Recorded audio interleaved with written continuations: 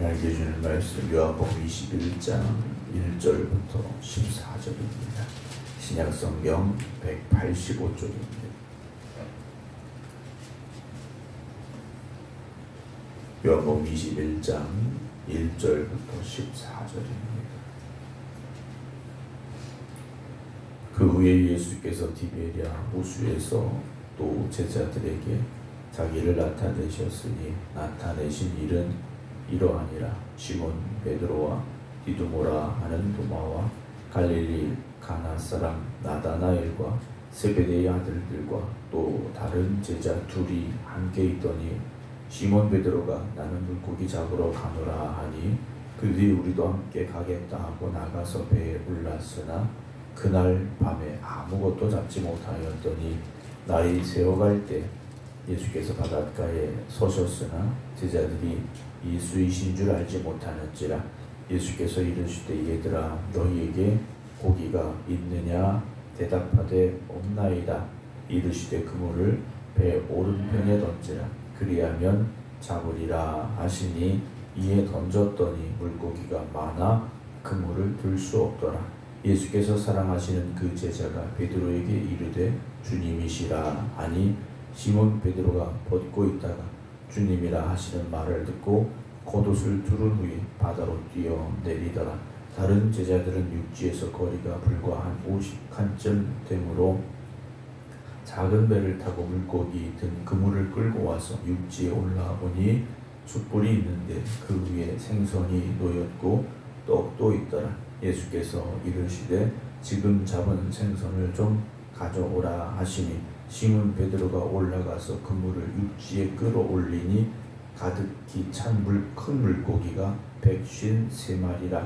이같이 많으나 그물이 찢어지지 아니하였더라. 예수께서 이르시되 와서 조반을 먹으라 하시니 제자들이 주님이신 줄 아는 고로 당신이 누구냐 감히 묻는 자가 없더라.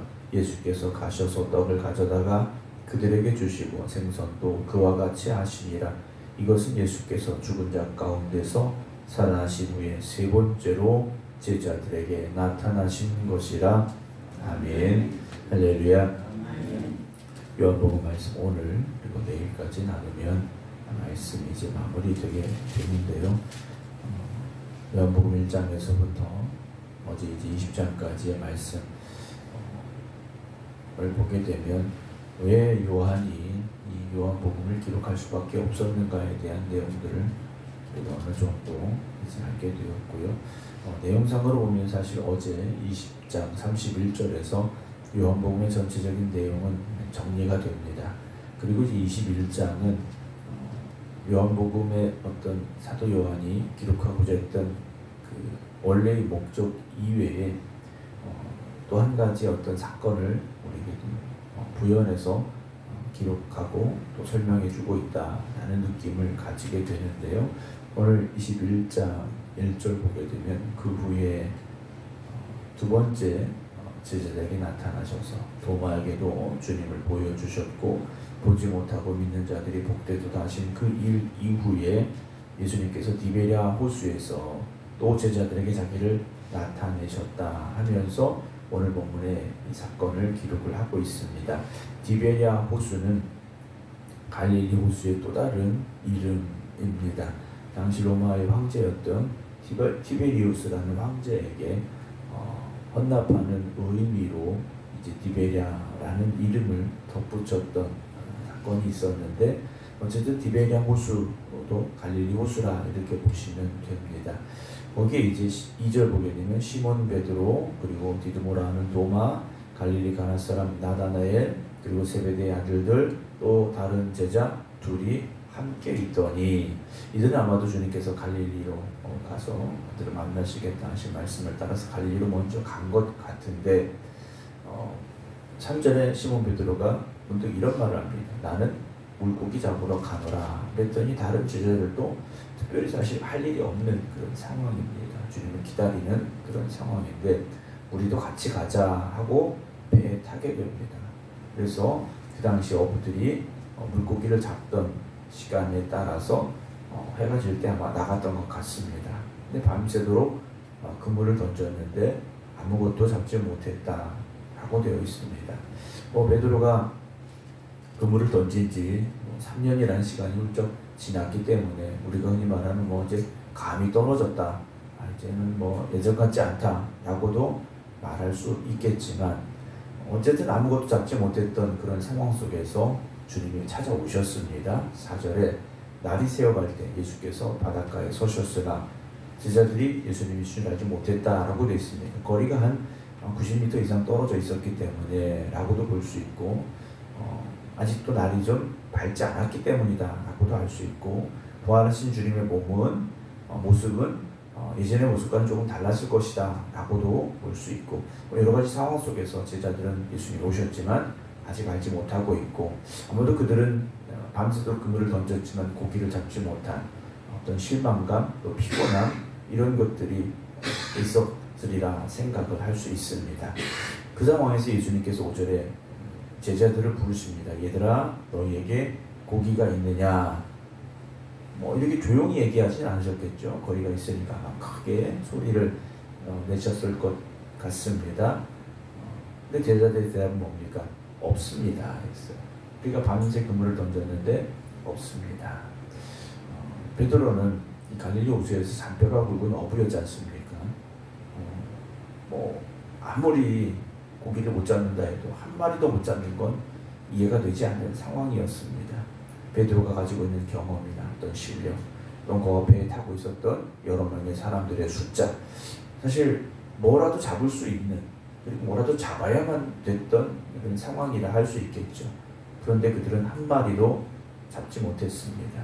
우리가 가진 지식, 우리가 가진 능력, 우리가 가진 경험, 우리는 이런 것들을 최대한 동원을 해서 내가 무엇인가 만들어 내려고 합니다. 그러나 그럴 때 아무것도 되지 않을 때가 있습니다. 아니 도대체 내가 왜 이럴까? 내가 이렇게 열심히 했는데 그래도 내 능력이 이만큼은 되는데 왜 아무것도 되지 않을까? 라는 그런 생각, 또 의아심이 드는 우리의 상황을 마주할 때가 있게 되는데요. 제자들이 아무것도 잡지를 못했던 상황입니다. 그때 예수님께서 말씀을 하시는데 6절에 그물을 배 오른편에 던져라 그러셔요. 배 오른편에 던져라.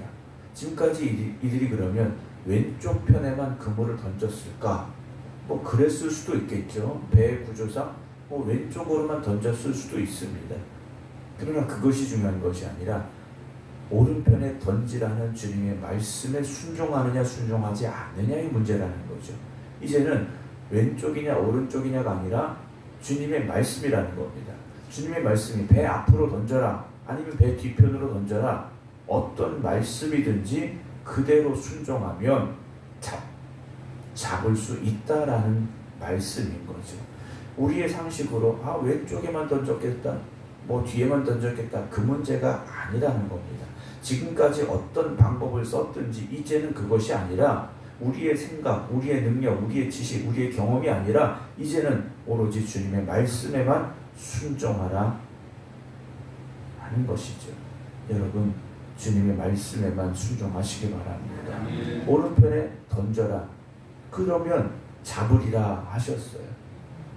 오른편에 던져? 그러면 잡을 거야. 너무 단순하지 않습니까? 여러분, 주님 말씀에 순종하는 게 전혀 어려운 게 아니라고 말씀을 드렸어요. 생각이 많아지면 고민하게 되고 힘들어집니다. 그러나 말씀을 들을 때 단순하게 아멘 하고 순종하면 고민할 필요가 없다라는 거죠. 근데 우리는 하나님의 말씀을 듣고 주님의 명령이 우리에게 들려졌을 때, 그 명령이 선포됐을 때 왜 우리가 순종이 어려운가? 생각이 많기 때문이라는 거죠. 이런저런 생각이 많아지니까 순종하기가 어려운 겁니다. 오른편에 던져라?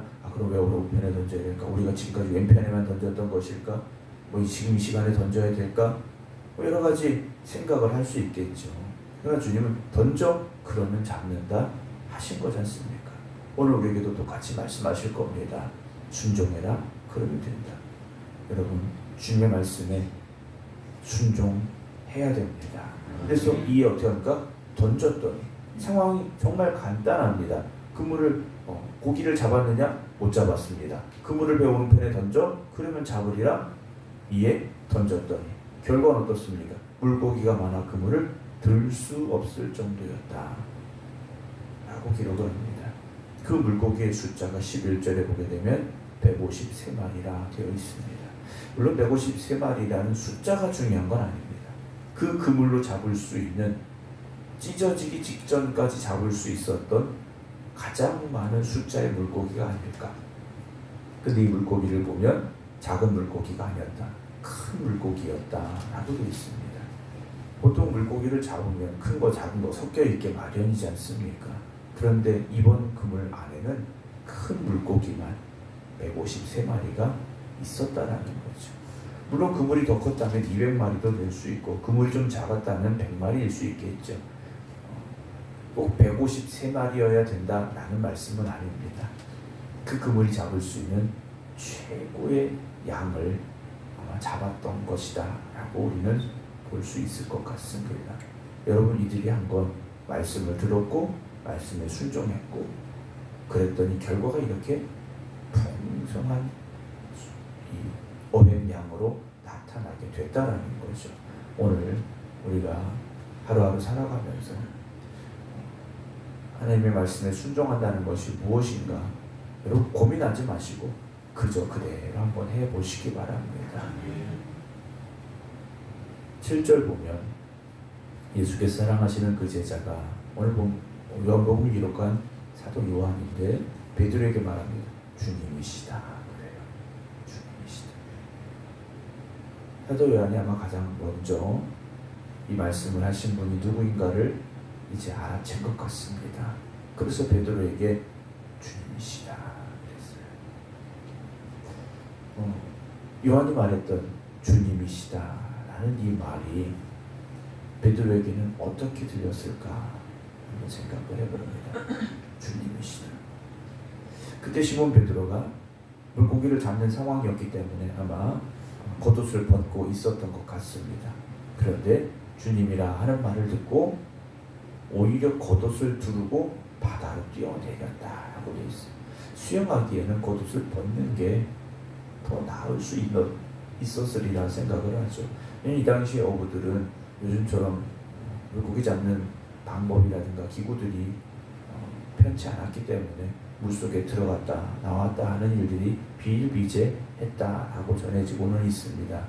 근데 베드로가 수영을 하기 위해서 겉옷을 오히려 벗어야 되는데 겉옷을 두르고 바다로 뛰어내렸다라고 되어 있습니다.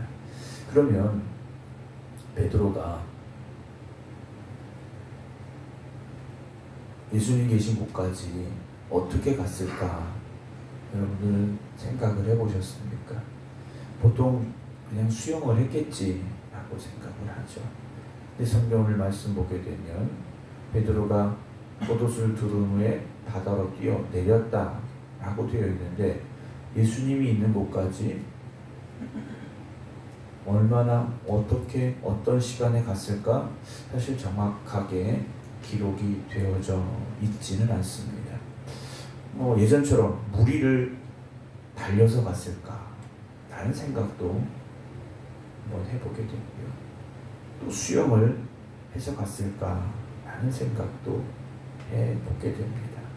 반면에 다른 제자들은 거리가 불과 한 50칸쯤 되므로 한 90m 되니까 작은 배를 타고 물고기 든 그물을 끌고 와서 육지에 올라갔다라고 되어 있습니다. 베드로가 어떻게 예수님께 갔는지는 알 수는 없습니다. 근데 제 생각에는 수영을 했기보다는 무리를 달려가지 않았을까 라는 생각도 해보게 되는데요. 그물을 끌고 왔습니다. 9절에 육지에 올라보니 숯불이 있는데 그 위에 생선이 놓였고 떡도 있더라 라고 되어 있어요. 그러니까 베드로가 먼저 도착을 했겠죠. 수영을 했든 무리를 걸었든 어쨌든 먼저 도착을 했을 거라는 겁니다. 예수님과 베드로 단둘이 서 있었던 그 갈릴리 호숫가에 어떤 말이 오갈 수 있었을까? 아마도 베드로는 아무 말도 하지 못하지 않았을까 라는 생각을 합니다. 예수님이 오셨다는 사도 요한의 말에 불이 났게 거기까지는 왔지만 차마 예수님의 얼굴을 바라보지 못하지 않았을까?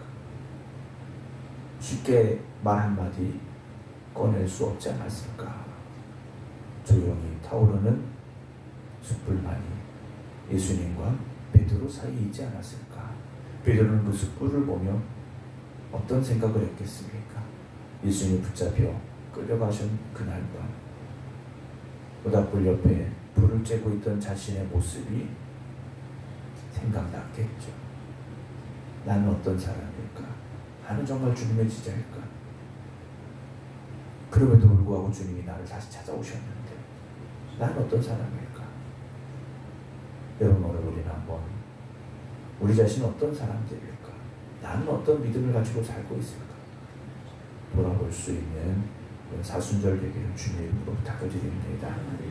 예수님께서 지금 잡은 생선을 좀 가져와라 하시니 아까 말씀을 드린 대로 시몬 베드로가 올라가서 그물을 육지로 올리니 가득히 찬 큰 물고기가 153마리라. 이같이 많으나 그물이 찢어지지 아니하였더라. 여러분, 말씀에 순종한 결과가 이러했다라는 것이죠. 12절 예수님께서 와서 조반을 먹어라, 아침 먹어라 하십니다. 제자들이 주님이신 줄 아는 고로 당신이 누구냐 감히 묻는 자가 없더라. 좀 표현이 그 상황과 좀 맞지 않는 것 같다라는 생각이 들 정도로 좀 서먹서먹했다라고 볼 수 있을 것 같습니다. 예수님께서 떡을 가져다가 그들에게 주시고 생선도 그와 같이 하시니라. 아마도 제자들의 머릿속에 마지막 주님과 함께 나누었던 그 식사가 기억이 되지 않았을까 생각을 합니다. 떡을 가져다가 때와 제자들에게 주셨던 주님의 모습, 주님이 그때 하셨던 말씀. 사랑하는 성도 여러분, 저는 그렇게 생각을 합니다. 신앙생활은 기억력이 참 좋아야 된다라고 생각을 합니다. 그 말씀이 잊혀지지 않아야 되고 그 말씀 여전히 내 마음속에 살아 역사해야 되고, 사순절을 보내고 있는 저와 여러분, 해마다 돌아오는 사순절 기간입니다.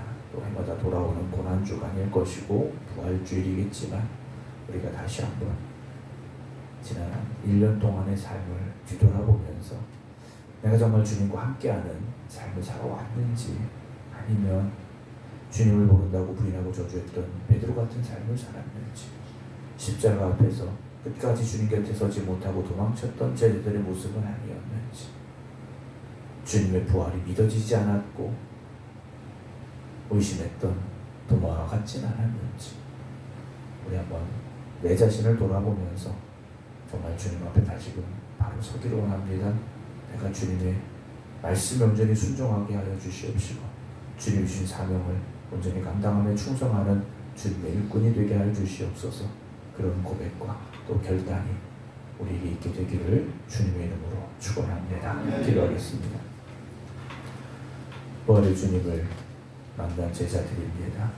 주님께서 제자들을 위하여 먹을 아침까지 준비해 주셨고 고기를 잡지 못했던 그들에게 오른편에 그물을 던져라 그리하면 잡으리라 말씀하셨고, 제자들은 말씀에 순종하여 153마리의 큰 물고기를 그물이 찢어질 정도로 잡게 되었습니다. 제자들과 함께 배 위에 있던 베드로는 주님이 하신 말씀을 듣고 겉옷을 입고 바다로 뛰어내릴 수밖에 없었습니다. 오늘 우리가 사순절을 보내며 우리는 주님 앞에 어떤 모습으로 서 있는지, 우리가 지난 1년 동안 또한 어떤 삶을 살아왔는지 뒤돌아보게 하시고, 정말 주님 앞에 서기에 부끄럽지 않은 믿음으로 다시 회복되게 하시고, 주님의 제자로서 살아가기에 합당한 저희들의 믿음 되게 하여 주시옵소서. 우리는 연약함을 압니다. 우리의 부족함을 고백합니다. 그러게도 또 주님 앞에 엎드려 기도할 수밖에 없사오니 오늘도 성령님께서 우리 안에 역사하여 주시옵시사. 우리의 부족하고 부끄러운 모습들이 변화되고 새로워지게 하시사 주님의 참된 제자들로 또 주님의 영광을 위해 살아가는 삶이 되게 하여 주시옵소서. 이제는 우리 주 예수 그리스도의 은혜와 아버지 하나님의 극진하신 사랑하심과 성령님의 감동 감화 교통 역사하심이 오늘도 주님의 십자가만 바라보며 주님의 말씀에 순종함으로 살겠습니다. 기도드리는 모든 성도들 위해 이제부터 영원토록 함께 하시기를 간절히 축원하옵나이다. 아멘.